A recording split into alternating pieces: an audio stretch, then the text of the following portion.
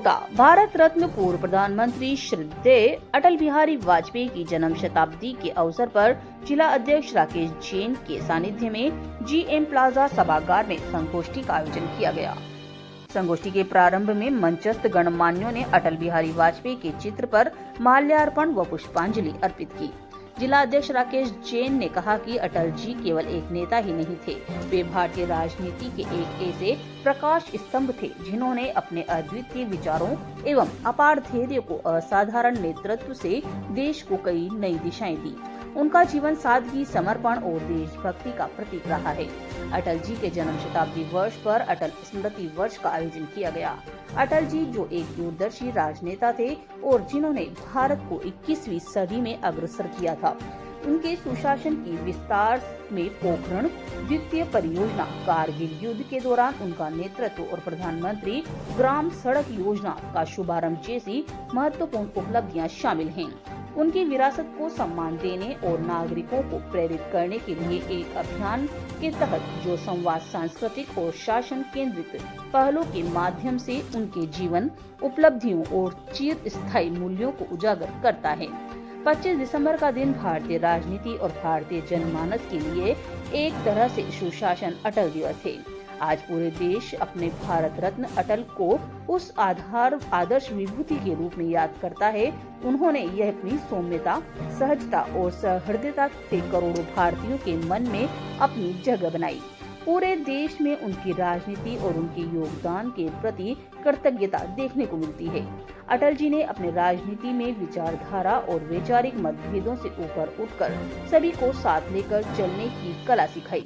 चाहे विपक्ष हो या सत्ता, उनके विचारों की गहराई ने सभी को प्रभावित किया है। पूर्व जिला अध्यक्ष कृष्ण कुमार सोनी ने कहा कि अटल जी का योगदान केवल राजनीति तक ही नहीं, उन्होंने भारत को परमाणु शक्ति संपन्न राष्ट्र बनाया। जय जवान जय किसान जय विज्ञान का नारा देकर देश को विकास की नई ऊंचाइयों पर पहुंचाने का भी संकल्प दिखाया है। कार्यक्रम संयोजक महावीर सुमन ने संगोष्ठी को संबोधित करते हुए कहा कि अटल जी का जन्म जयंती उनके आदर्शों को आत्मसात करने और उनके बताए गए मार्ग पर चलने का संकल्प लेना चाहिए।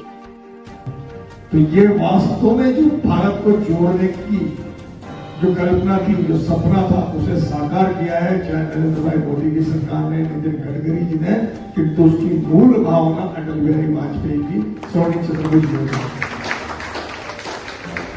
रोडों को जोड़ना, नदियों को जोड़ना, प्रधानमंत्री ग्राम सड़क योजना के माध्यम से गांवों को जोड़ना, ऐसे अनेकों कार्य अटल बिहारी वाजपेयी जी की सरकार ने उस दौरान शुरू किए और उनको लगातार आगे बढ़ाने का काम भारतीय जनता पार्टी के यशस्वी प्रधानमंत्री और विश्व के सबसे बड़े नेता प्रधानमंत्री नरेंद्र मोदी जी के द्वारा किया।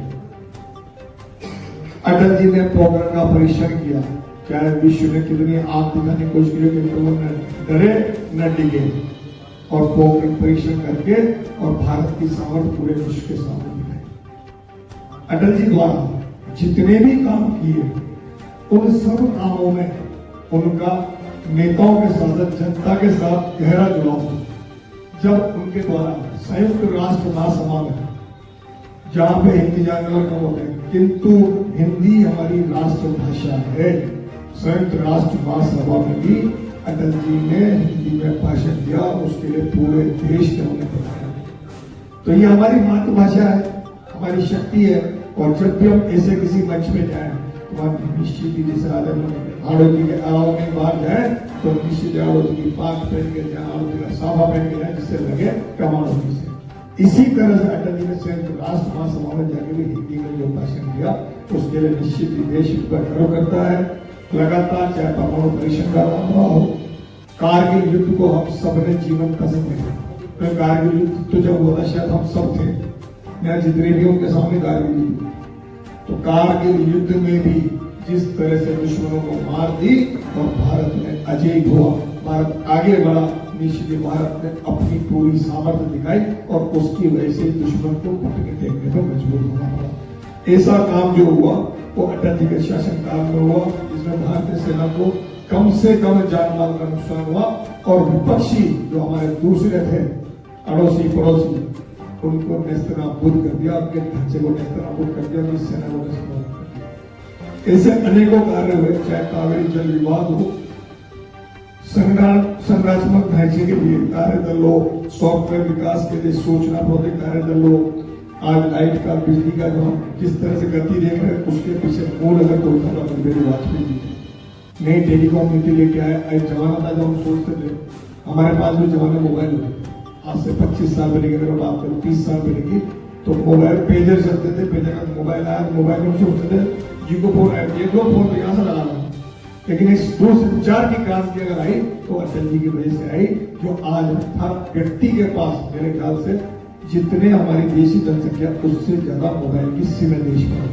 तो ये हम अपने हाथ में मोबाइल की जो पोजीशन आई और कम से कम पैसे में दूरसंचार के बाद एक दूसरे जुड़ने का जो हमारा सपना साकार हुआ है, तो उसके पीछे उसके पुरोधा अगर कोई थे तो अटल बिहारी वाजपेयी।